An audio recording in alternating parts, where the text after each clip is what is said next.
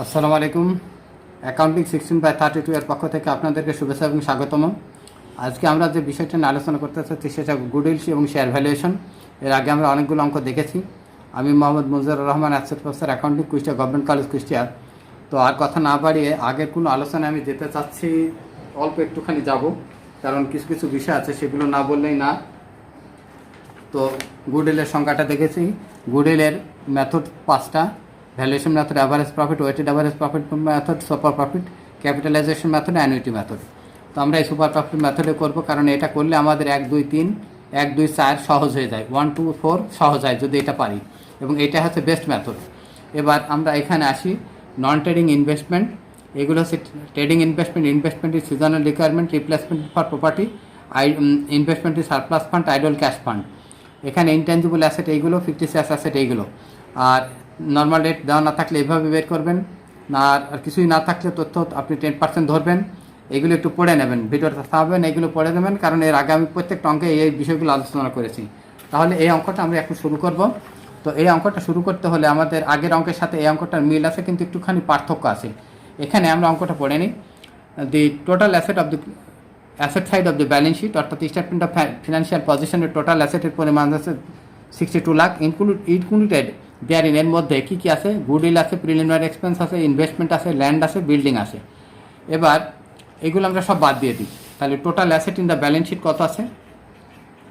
Total asset আমাদের এখানে আছে 62 লাখ। এবার এ থেকে আমরা এই সম্পদগুলো সব বাদ দিই, লেস আদার অ্যাসেট। আমরা ক্যাশ বাদ না দিলেও চলে, এখানে ক্যাশ নেই। গুডউইল বাদ দেন, গুডউইল 8 লক্ষ, গুডউইল আমরা 8 লক্ষ বাদ দেব। তারপরে ইনভেস্টমেন্ট বাদ দেব,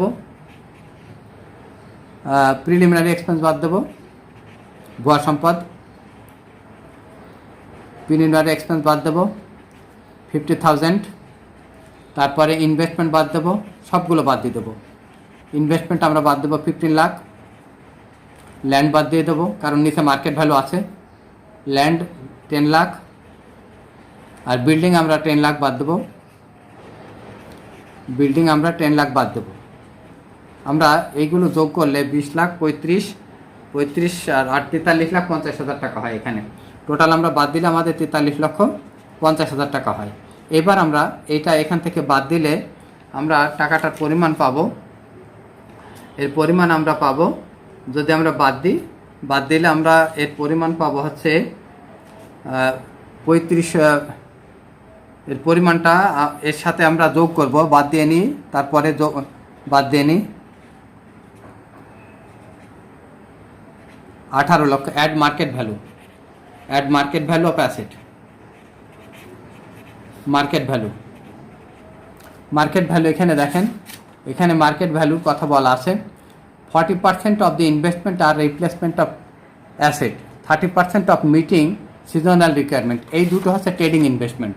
এই 40% এবং এই 30% হচ্ছে ট্রেডিং ইনভেস্টমেন্ট। অর্থাৎ ট্রেডিং ইনভেস্টমেন্টের পরিমাণ হচ্ছে 70%, ট্রেডিং হচ্ছে 70%, নন ট্রেডিং ইনভেস্টমেন্ট হচ্ছে 30%।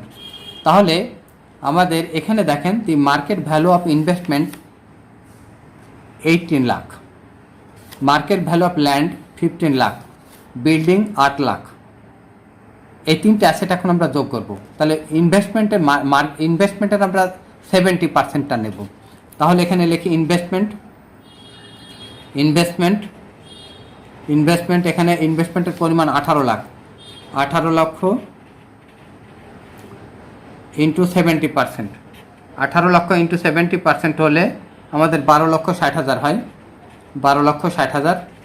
আবার দেখেন, এখানে 40% অফ দি ইনভেস্টমেন্ট আর রিপ্লেসমেন্ট অফ অ্যাসেট, এটা ট্রেডিং ইনভেস্টমেন্ট। 30% আর মিটিং সিজনাল রিকোয়ারমেন্ট, এটা ট্রেডিং ইনভেস্টমেন্ট। ইন্টারেস্ট, তাহলে 100% থেকে 40 এবং 30 বাদ দিলে 30% হয় নন ট্রেডিং ইনভেস্টমেন্ট। আর তাহলে এর ট্রেডিং ইনভেস্টমেন্ট হচ্ছে 18 lakh, 18 lakh into 70%। Market value of land 15 lakh and building 8 lakh. তাহলে ল্যান্ড 15 লাখ, বিল্ডিং 8 এইগুলো আমাদের যোগ করতে হবে। এইগুলো আমাদের যোগ করলে, এগুলো যদি আমরা যোগ করি তাহলে পরিমাণটা হয় 35,60,000।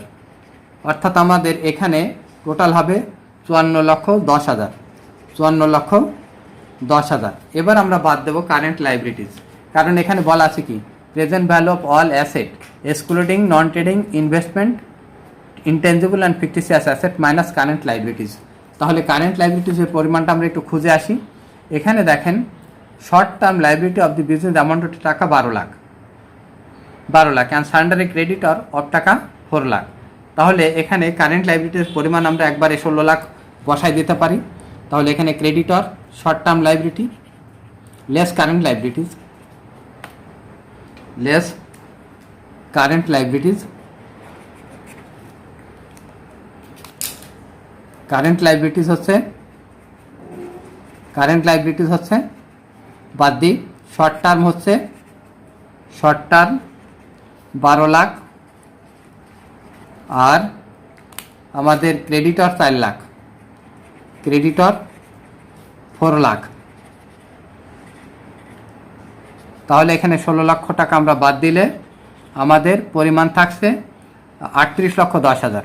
Capital employed 38,10,000। ফার্স্ট হিসেব শেষ হলো।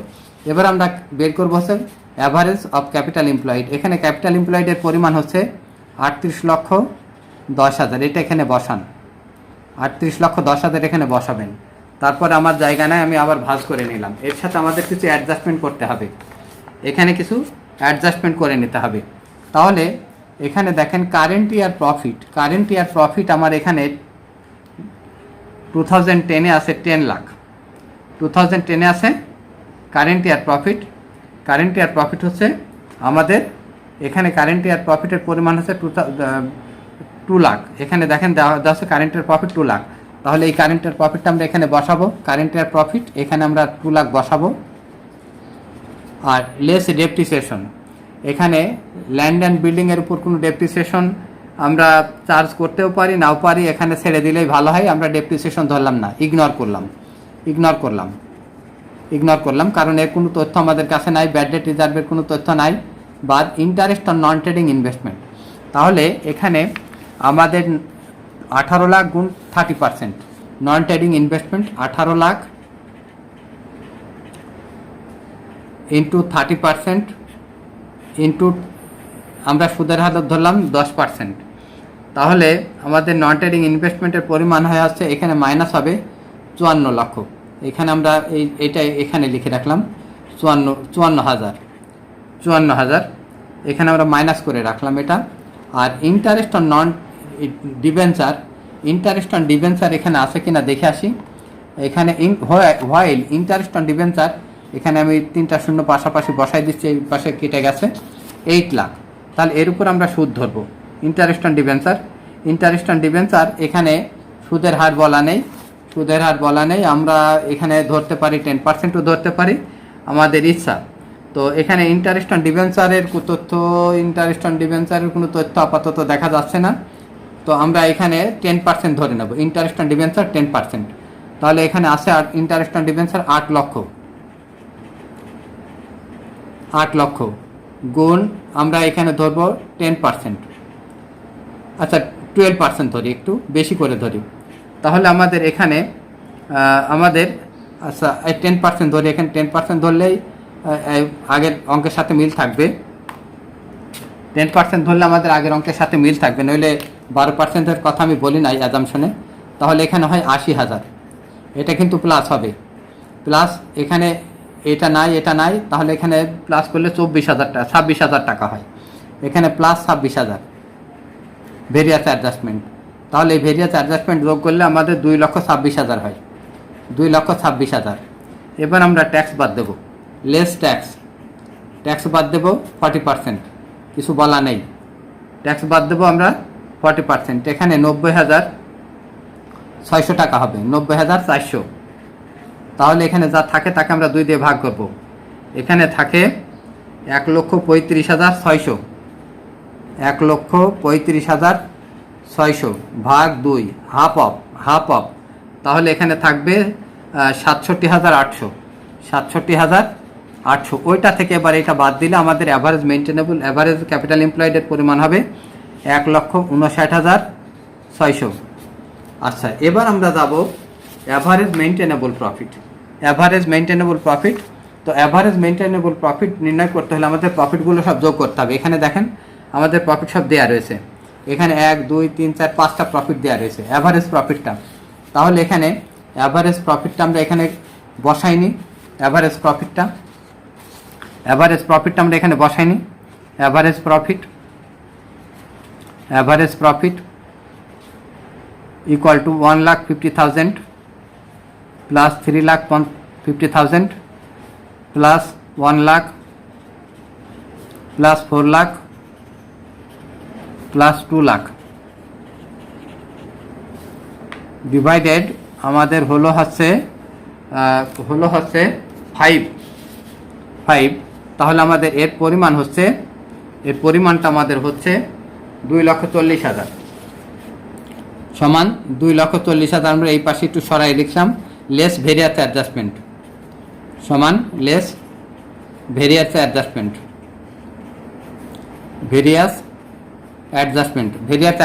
আমরা ওয়ার্কিং টুতে পেয়েছি, প্লাস পেয়েছি। এখানে দেখেন ভেরিয়াস অ্যাডজাস্টমেন্ট আমরা প্লাস পেয়েছি 26,000, এখানে প্লাস পেয়েছি 26,000, এখানে 26,000 প্লাস করে দেন, এখানে প্লাস। তাহলে এখানে 2,66,000। এবার আমরা ট্যাক্স বাদ দেব, লেস ট্যাক্স আমরা বাদ দেব 40%। তাহলে 2,66,000-এর উপরে আমরা যদি ট্যাক্স বাদ দিই 1,06,400 হবে, 1,06,400। আমাদের অ্যাভারেজ মেইনটেনেবল প্রফিট বেরিয়ে গেল 1,59,600। এবার নর্মাল রেট অফ রিটার্ন আমাদের এখানে দেওয়া আছে। নর্মাল রেট অফ রিটার্ন এখানে গিভেন করা আছে, গিভেন এখানে 18%। নর্মাল প্রফিট সমান হচ্ছে অ্যাভারেজ ক্যাপিটাল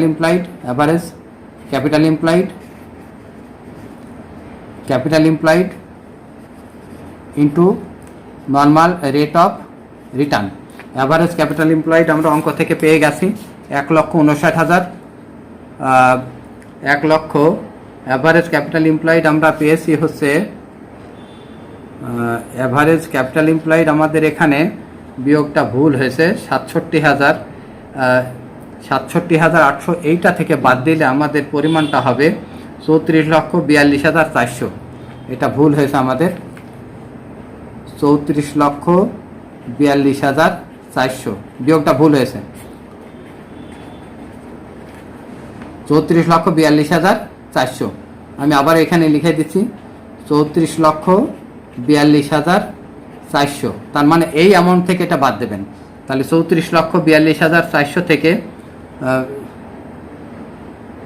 37 লক্ষ হবে, 37,42,400 ইন্টু আমাদের normal rate of return 18%।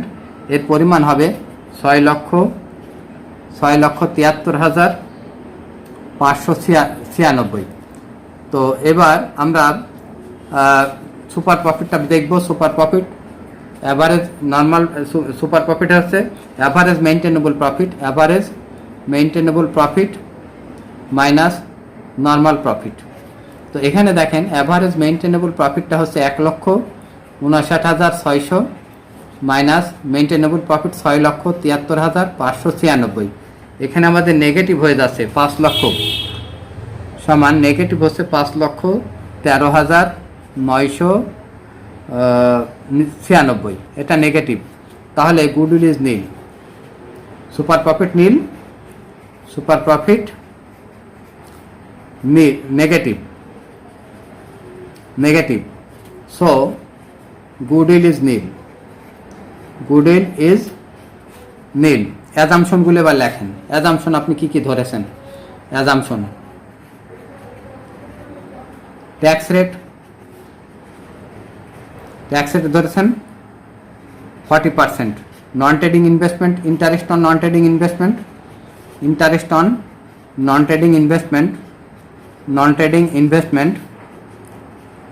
Investment আমরা ধরেছি 10%। ইন্টারেস্ট অন ডিবেঞ্চার আর long term loan, interest on debenture এটা ধরেছি আমরা 10%। এই ছিল অঙ্ক। তো আপনি এরপরে আমাদের আর একটা অঙ্ক গুডউইলে থাকবে, তারপর আমরা শেয়ার ভ্যালুয়েশনে যাব।